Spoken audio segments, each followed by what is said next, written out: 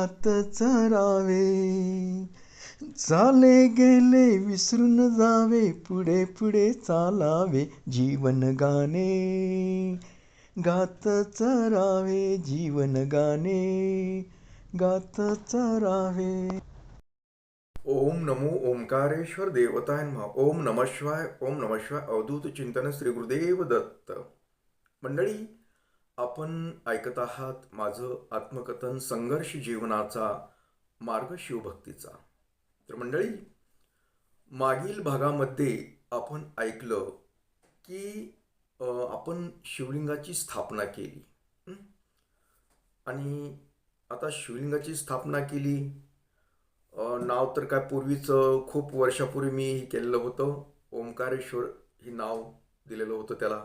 म्हणजे पूर्वी म्हणजे खूप पूर्वी, कारण सुरुवातीला मी तरुण एकदम यंग होतो त्यावेळेस, म्हणजे बालवयातच आणि तारुण्यात पदार्पण केलं. त्यावेळेस मी शिवलिंगाची स्थापना केली होती गावामध्ये.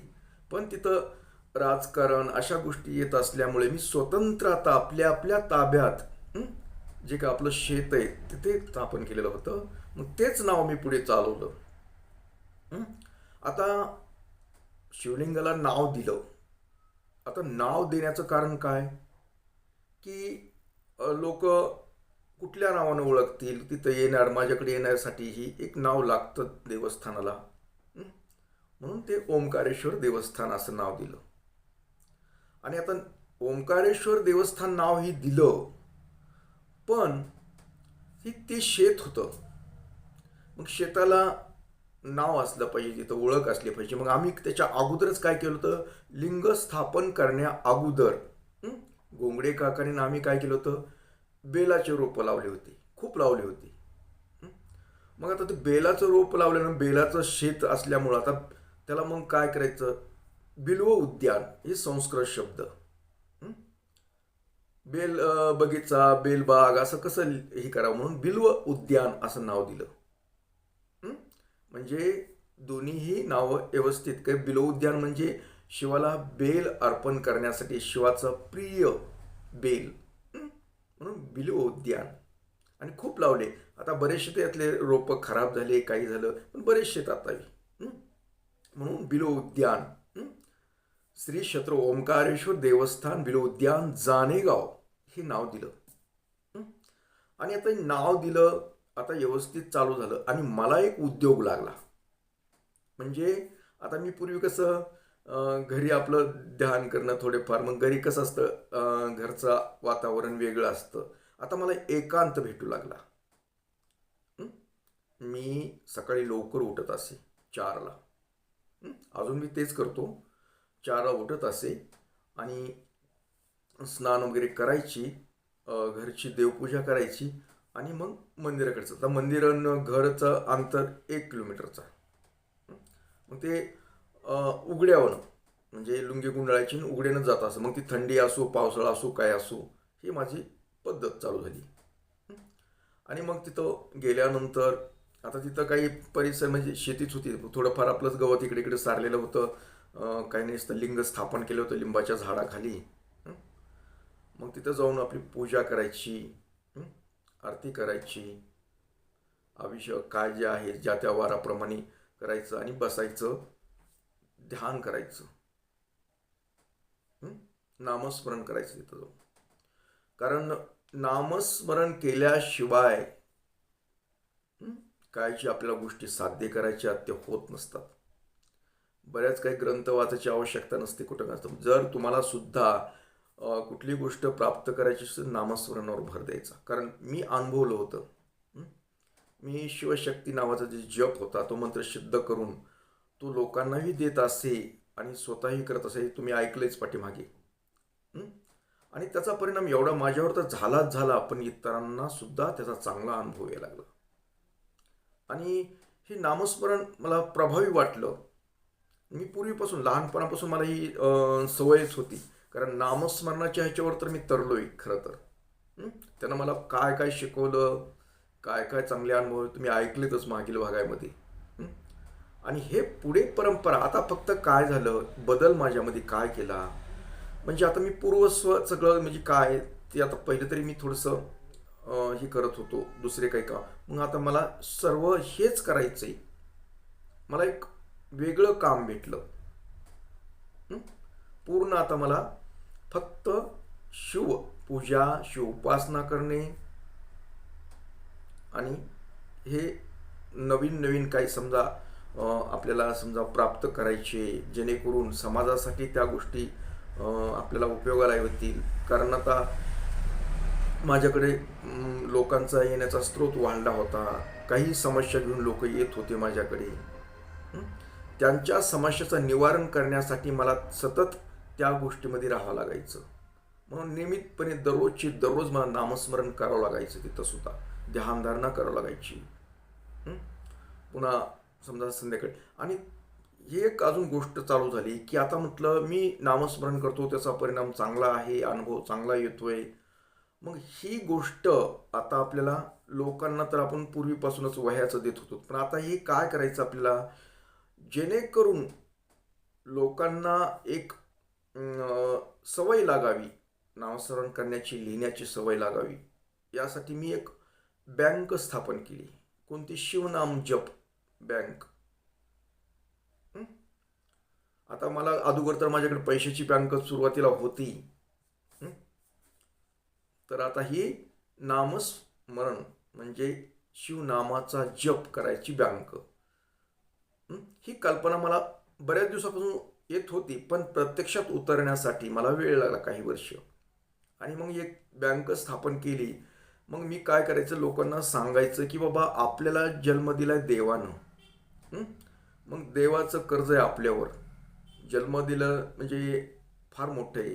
कारण आपण एका एका अवयवाची जर किंमत ठरवली, समजा एखाद्याला डोळा नाही, डोळा खराब झाला तर त्याला लाखो रुपये खर्च करावे लागते डोळा, तरी बी तो कृत्रिमच होतो.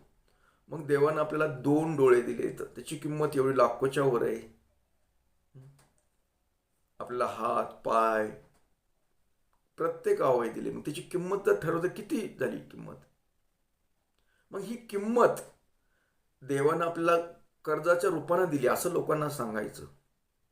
तुम्ही माझे व्हिडिओ पूर्वीचे पहा, तुम्ही आहे त्याच्यामध्ये सुद्धा. तर ही किंमत दिलेली आपल्याला, ही एक कर्ज दिलेलं आहे देवानं आपल्याला. आणि ही कर्जाची परतफेड कशी करावी लागेल आपल्याला, पैशांना नाही करता येणार ना. तर सर्वसामान्य माणसाला सुद्धा ही कर्ज फेडण्यासाठी सुलभ योजना म्हणजे नामस्मरण, देवाचा जप करणे, शिवाचा जप करणे, ही एक कल्पना सुचली मला. आणि मग मी काय, आता नंतर वह्यात करू देऊ लागत होतो, देत बी होतो, परंतु त्याला सांगितलं आता तुम्ही कर्ज घ्या. मग दसरा ते शिवरात्री असं काही टार्गेट द्यायचं, तुम्ही किती लाख करू शकतात कर्ज, 1 लाख, 2 लाख लिहू शकतात, 50,000 काय, म्हणजे असे वर्षानुवर्ष तुम्ही करत राहा. कर्ज वहीवर लिहायचं ते नामस्मरण. मग किती लाखाचं केलं, 50,000चं करून दिलं, तुम्ही 50,000 देवाचे फेडले, तसं तर आपल्याला मरेपर्यंत कर्ज फिटणार नाही. एवढे उपकार आहेत आपल्यावर. मी म्हणतो ना, जसं जन्म जन्मीच्या श्वासा इतके मोजिले हरिनाम, मोजिले हरिनाम, विकत घेतला श्याम, बाई मी विकत घेतला श्याम. आलं का लक्षात? म्हणजे आपलं जी श्वास आहे, आपण श्वास घेतो, प्रत्येक श्वासाचा जरी हिशोब लावा जन्माच्या जन्म, तरी आपलं देवानं दिलेलं जी कर्ज ती फिटत नाही. आपण करतो का तेवढं नामस्मरण? नाहीत करत. किती करतो, किती वेळ देतो देवासाठी? विचार करा थोडंसं. आपण देवासाठी किती वेळ देतो? जी आपल्या देवानं एवढं शरीर दिलं, एवढं महागा मोलाचं, त्याची किंमत सुद्धा ठरवता येत नाही. त्या शरीराची आपण किंमत परतफेड करतोय का? नाही करत. मग तुम्ही परतफेड करत नाहीत म्हणून तर आपल्याला आजार आहेत ना. मग काही नाही. देवानंच आपल्याला हे दिले चांगलं शरीर, आणि आपल्या ह्या काही चुकीमुळं आपण चुकीचे खानपान करतो, काही करतो, म्हणून ती खराब करतो आपण. देवानं दिलं तर देवाकडे तुम्ही नामस्मरणाचं भर ठेवा, तुम्हाला आजार होणार नाही. तुमचं शरीर जसंच तसं राहील. आहे का नाही? मग ही जी आयडिया, ही जी कल्पना आहे मला सुचली, आणि मी लोकांना तशा पद्धतीनं सांगू लागलो की देवानं आपल्याला ही कर्ज दिलं, एक शरीर दिलेलं आहे आपल्याला, आणि या शरीराचे कर्ज फेडण्यासाठी आपल्याला नामस्मरण करावं लागेल. आणि नामस्मरणासाठी तुम्ही ही कर्जाची बँक, तुम्हाला कर्ज देणारी बँक शिवनाम जप बँक म्हणून एक आपण स्थापन केली. आणि त्या शिवनाम बँकेतून आपण कर्ज घ्यायचं. मग कर्ज मी देत असे त्यांना, आणि त्या कर्जासाठी कागदपत्र काय लागत होते, अजून मी करतो, देतात लोक, करते तर श्रद्धा, विश्वास, ह्या गोष्टी लागतात त्या बँकेतून कर्ज घेण्यासाठी. आणि ही कर्ज आमची बँक देते, आणि तुम्ही त्या बँकेचं कर्ज लिखित स्वरूपामध्ये आम्हाला परतफेड करायची. कारण त्या बँकेचं व्यवस्थापन ही माझ्याकडे ना.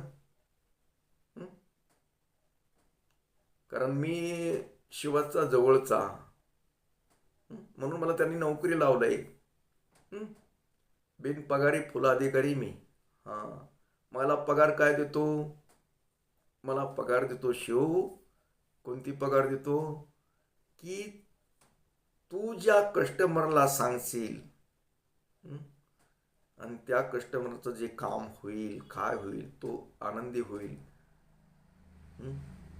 आणि त्यानं जो तुम्हाला दुवा मागितला, तो दुवा दिल्यानंतर तो आनंदी होईल, तेच तुझी पगार आहे. अशा पद्धतीनं ही शिवनाम जप बँक मी स्थापन केली. आणि मग त्या बँकेतून पुन्हा नंतर तुम्हा लोकांना सुद्धा मी कर्ज देत होतो. यूट्यूबद्वारे जोडलेले लोक आहेत त्यांना सुद्धा मी लिहायला लावत होतो नंतर. पण अगोदर हे लोकल ठिकाणीच चालू होतं, त्याच्या शाखा नव्हती, काही नव्हती. आता खूप मोठं झालेलं आहे ती बँक. आपल्याकडे खूप लोक कर्ज घेतात शिवनाम जपाचं. मग त्याच्याद्वारे मग आपण शिवनाम, ओम नमो ओंकारेश्वर देवताय नमः, ओम नमो ओंकारेश्वर देवताय शरीर बाधा निवारण कुरु कुरु स्वाहा, हे नामस्मरण करण्यासाठी, शिव जप देण्यासाठी देतो. ओम नमः शिवायचा जप देतो कर्ज स्वरूपात. मग लाखो किती काय घ्यायचं ते घ्या, आणि परतफेड करा. अशा पद्धतीनं शिवनाम जप बँकेची स्थापना झाली. म्हणजे स्थापना अगोदरच होते, परंतु चांगलं कार्य करायला चालू झालं तेव्हापासून. कारण आता मंदिर तर तिथं काही नव्हतं, फक्त शिवलिंगाची स्थापना झाली होती. आणि माझं नियमितपणे येणं जाणं चालू झालं. दररोजचं मला एक रुटीन, म्हणजे माझा वेळ त्याच्यामध्ये देऊ लागलो मी खूप. आणि वेळ देत असताना सुद्धा मला खूप काही चांगले अनुभव यायला लागले. जसं जसं माझ्यामध्ये ही नामस्मरणाची स्पीड वाढली, जास्त वेळ दिलो, तसं माझ्या शरीरामध्ये एक वेगळी शक्ती, एक ऊर्जा निर्माण झाली. ही मलाच कळत होती, इतराला त्याचं काय सांगता येते. फक्त मी समजा माझ्याकडे आलं काही, जे समजा माझ्या अंतर्गत मनाने मी कुणाला काय सांगितलं, कारण आतून मला देव बोलत होता, आणि मी जे सांगतो ते आता खरं होत होतं. तसं तर ही शक्ती मला पूर्वीपासूनच थोडीफार होती. पण त्या शक्तीमध्ये, वाचाशुद्धी शक्तीमध्ये खूप काही प्रगती होऊ लागली. आणि त्याचे पत्ते असतात. वाचाशक्ती ज्यावेळेस येते आपल्याकडून, त्यावेळेस त्याचे पत्ते असतात. आणि ती पत्ते पाळण्यासाठी मला वेळ भेटत होता. नियमितपणे नामस्मरण करले, शिवाचं नामस्मरण करले. वेगवेगळे मंत्र असतात, त्या मंत्राचं नामस्मरण करणं, त्याचं दररोजचे दररोज करणं, पूजा अर्चा, ह्या गोष्टी करत करत मग, आणि आपल्या हातून काही चुकीचं काही घडू नये. आपण सगळ्यांना सन्मार्गाने लावावं, सगळ्याचं भलं व्हावं. कधीही आपलं हातून काही वाईट कर्म घडू नये. वाईट होणे कुणाचं, ह्या गोष्टीची जरा काळजी घ्यावी लागते. कारण आपण महाराज झालो म्हणून काही करायचं आणि काही करून नाही चालत. हं? म्हणजे असे बरेचसे पत्ते असतात ना, हे पत्ते पाळायचं शिकलो मी अजून खूप काही. आणि हे कशामुळं घडत होतं, मी जास्तीत जास्त या उपासनेमध्ये वेळ देत होतो, शिव जप नामामध्ये वेळ देत होतो. सतत उठता बसता, ज्यावेळेस कोणी लोकांना बोलतोय त्यावेळेसच बंद.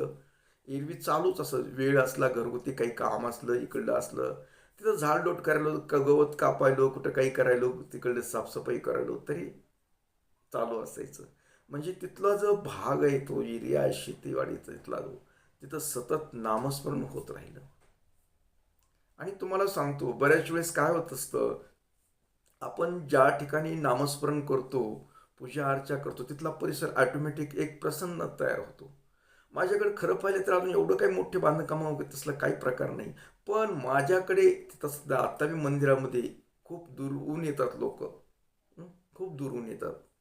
कर्नाटकातून येतात, हं, इकडं सांगली सातारा इकडे तिकडं नागपूरकडले साईडकडून येतात, अमरावती बुलढाणा वगैरे इकडून उदगीरच्या साईडकडून येतात काही लोक, नांदेडकडून येतात, मुंबई पुण्याच्या तर येतातच. म्हणजे आणि संपर्क, आणि त्यांना काहीतरी तिथून आल्यानंतर काहीतरी आनंद भेटतो, समाधान वाटतं. आता इकडे पुण्याकडून नगरकडल्या साईडकडले येतात, पण प्रत्येक जण इथं आल्यानंतर म्हणतो खूप छान वाटते. माझ्याकडे छान वाटायसारखं काही खरं तर एवढं नाही एवढं, परंतु त्यांना समाधान वाटण्याचं कारण म्हणजे तिथलं जे नामस्मरणाचा जोर आहे, सतत नामस्मरण असतं, सतत काही ना अन्नदानाचे कार्यक्रम चालू केले पुन्हा मी, जोरात. हे जे चाललंय देवाचे कार्य तिथं, त्याच्यामुळं एक वेगळी ऊर्जा तयार होते. ही अशी सुरुवात झाली आताच. आणि लोकांना चांगला अनुभव येत गेला, येतच होता. कारण मी आता पूर्व सगळं म्हणजे जे माझं इतर काही गोष्टी मी आता करणाच गेलो, काही उठलं की तेच. मला कशाचे समजा माझं कसं होईल, माझं कुणाचं काय होईल, काही देणं घेणं उराना गेलं. म्हणजे माझं ध्येय फक्त शिव याचंच करायची उपासना, देवदेव करण्याच्या व्यतिरिक्त देवासाठी काय लागतात त्या गोष्टी करायच्या, बाकी काही डोक्यात नसत. हे चालू झालं आतूनच. आणि ही ऊर्जा मला खूप कामाला यायला लागली. आणि मला एक जगण्यासाठी जी माझ्या मनामध्ये निराशा होती ती दूर झाली. आता मला एक जगण्याची दिशाच कळली की आपल्याला हेच करायचंय. फक्त शिवाचं जे शिवालय देवस्थान आहे इथेच भर द्यायचं, आपलं सर्वस्व हीच आहे आता. आणि ह्यातच काय जी करायचंय ते हेच करायचं. आता इतर काही गोष्टी डोकंच लावायचं नाही. बस हे मनामध्ये फिट्ट झालं आणि जगण्याला एक आनंद भेटू लागला. म्हणजे माणूस निराशेमध्ये असतो कधी कधी. आता ही सांसारिक गोष्टीमध्ये निराशा खूप असते. आणि वेगळं ही आपल्या ह्याचं करायचं, मुलाचं करायचं, बायकोचं करायचं, अमुक करायचं, तमुक करायचं, अशाचे जे ताण असतात आपल्याला, मानसिक ताण असतात, पुढच्या पिढीचा विकास करायची, हे नाही राहिलं. काय देणं घेणं नाही कोणाच्या कशाचं काही. खूप याच्यातच वेळात वेळ जास्त. ही माझी एक सुरुवात झाली चांगल्या रीतीनं. म्हणजे सुरुवात म्हणजे पूर्वीपासून करत होतो, पण ही आता म्हणजे म्हणजे सगळं पूर्ण जे आहेत गोष्टी, आता काय जे करायचंय ते फक्त एवढंच करायचं. म्हणजे डोक्यामध्ये आता दुसरं खुळच नाही काही. आले लोक त्यांच्या उपाययोजना सांगणं, त्यांना मार्गदर्शन करणं, आणि जे आपल्याशी जोडलेत लोक त्याला आपलंसं करणं. आपलंसं करणं म्हणजे ते आपलेत. आता ही नाते, रक्तातले नाते वगैरे ही प्रकार माझ्याकडे राहिला. अगोदर बी नव्हतं मला जास्त काही. फक्त आता जी माझ्याशी जोडलेत, आपण पूर्ण त्याला विश्वासानं बोलायचं. त्याची काय समस्या ही आपली समस्या समजून करायला सुरुवात केली. म्हणजे त्याची समस्या हीच माझी समस्या. मग त्याच्यासाठी काय करता येईल ते करायचं. खूप लोकांना माझ्याकडे आले, माझ्या दरबारात आलं समजा, माझ्या शिवलिंगाचं दर्शन केलं की तो आपला झाला. आणि ते आपल्या माणसासाठी काय करता येते आपल्याला, जेवढं आपल्याला करायचं, जेवढं जमतंय तेवढा प्रयत्न करणे. म्हणजे आपल्या ओंकारेश्वरचं दर्शन घेतलं, तो त्याचा जप करायला, तो नामस्मरण त्याचं करायला, की तो आपला माणूस, तो आपला जोडला. ही पद्धत वापरायला चालू केलं. आणि हे आपलंसं करून घ्यायचं, आपलं आपलं असलं पाहिजे. हे आपलाच आहे. म्हणजे शिवाचा उपासक झाला म्हणजे शिवभक्ती करतो, शिवाची आराधना करतो, तो आपला आहे. मग तो कोण्या जातीचा, धर्माचा, हा विचार मनात आणायचाच नाही. आपण कधीच आणायचा नाही. तो आपला आहे. आणि ही वृत्ती अशी मनामध्ये गेली. म्हणून आता तुम्ही मंडळी येतं दूरवर आहेत पसरलेली, तरी मी तुम्हाला माझ्या बोलण्यातून, कधी तुम्हाला अगर फोन, तर मी आपलेपणानं बोलतो, लक्षात घ्या. तुम्ही माझेत या नात्यानंच बोलतो मी. आणि पूर्ण मी त्याच्यात गळून जातो. एखादी मला समस्या सांगितली तर ती आपली समस्या असं समजून, म्हणजे तुम्ही जरी समस्या असली तरी मी तेच पद्धत वापरतोय. ही तशी सुरुवात झाली माझी. तिथून मला देव बुद्धी देत होता तशी, आपलं मनाची. आणि अशा अनेक गोष्टी मग ती घडत राहिल्या. मग पुढे काय काय केलं मी, पुढे समजा अन्नदानाची जी, आता अन्नदानाच्या बाबतीत सांगायचं म्हणजे आमुष्याला अन्नदान करायचं, ही कल्पना अगोदर मी करत होतो शिवरात्रीला वगैरे थोडंसं. पण तिथून कल्पना एक सुचली आणि सुरुवातीला समजा अन्नदान करायचं, म्हणजे महिना झाला की अमावस्या आली होती आपलं, स्थापन झाल्यानंतर अमावस्या आल्यानंतर पहिलं अन्नदान समजा केलं. मग हे अन्नदान करण्याचा उद्देश काय, की अन्नदान हे अमावस्याला का करायचं. अमावस्याला अन्नदान करण्यामागं की जी आपले पित्र असतात, कारण मला या अनुभवातून काही गोष्टी मला प्राप्त झाल्या. हे पित्र असते, त्या पित्राच्या नावानं कुठंतरी अन्नदान घडायला पाहिजे. आणि हे शिवापाशीच घडायला पाहिजे. कारण शिव हा स्मशानात राहणारी देवता, आणि शिवाचं आणि ह्या अतृप्त आत्म्याचं लय नातं जवळचं, म्हणजे भूत वगैरे म्हणतो आपण ते. मग हे शिवापाशी जर आपण गेलो, तिथं नैवेद्य जर ठेवला, तर ही भूत वगैरे यांना ती तृप्ती भेटते, म्हणजे अतृप्त आत्म्यांना. आणि मग ते अतृप्त आत्मे तृप्त झाल्यानंतर ज्या व्यक्तीचं आहे त्याला बरं वाटतं, त्याची काही समस्या असेल ती दूर होते. थोडक्यात सांगायचं म्हणजे पितृदोष, हे पितृदोष कमी होतो या अमावस्येला अन्नदान केल्यानंतर. ही गोष्ट मी शिकलो, अनुभवातून शिकत गेलो. आणि हे प्रयोग करत करत बऱ्याच जणाला त्याचा अनुभव येत गेला. आता किती वर्षापासून मी हीच उपाय सांगतो बऱ्याच जणाला. या अमावस्येला तुम्ही तुमच्या पूर्वजांसाठी नैवेद्य ठेवा, घरी ताट ठेवा, ह्या गोष्टी करा. हे तसंच मला अनुभवातून आलेला उपाय आहे हा. आणि मी सांगितल्यानंतर लोकांना त्याचा चांगला अनुभव यायला लागला, खूप चांगला अनुभव यायला लागला. म्हणून लोक ती करायला लागली ना. आजपर्यंत बी ती करतात लोक, बरेच लोक अजून नवीन नवीन करतात. घरामध्ये किरकिरी वगैरे असलं, काही असलं, अगर समाधान नाही, लग्नाच्या समस्या असतात, संततीच्या समस्या असतात, म्हणजे जेणेकरून पितृदोष आहे. हे पितृदोष असल्यानंतर एक सहजरित्या सर्वसामान्य माणसाला करण्यासारखा उपाय, मंदिरामध्ये अन्नदान करणे, शिवाच्या अमावस्या दिवशी, आणि घरी ताट ठेवणे, ह्या गोष्टी करायला चालू झाल्या. आणि त्याचा अनुभव येत गेला. मग ही जी परंपरा ही चालूच राहिली, अजून बी चालते. आता प्रत्येक अमावस्याला आपण इथं अन्नदान करतो, तेव्हापासून चालू येते, केवळ या गोष्टीसाठी. आणि नामस्मरण म्हणजे सतत सतत अजून बी कंटिन्यू जसं चालू केलेलं आहे तिथं, तसं अजून त्याच्यामध्ये भरच पडत चालली, पण कमी नाही झालं. दिवसेंदिवस वाढच व्हायला लागली तिथं, वाढच. तर सांगायचं तात्पर्य म्हणजे आता मी अनेक तिथं ध्यानधारणा करून बऱ्याच गोष्टी शिकलो, काय शिकलो, कुणाला कसे अनुभव आले, अशा बऱ्याच गोष्टी तुम्हाला ऐकायला भेटणार आहेत. हं?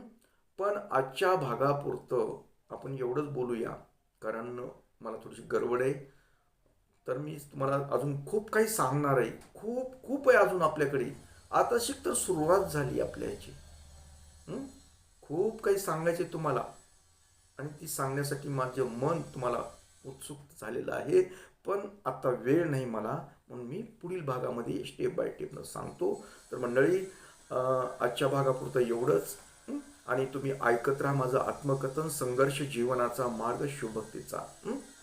तर आता हा जो भाग ऐकला आहे, इथून मागचे बी ऐकलेत, त्याबद्दल खूप खूप धन्यवाद. ओम नमः शिवाय. आशीर्वाद.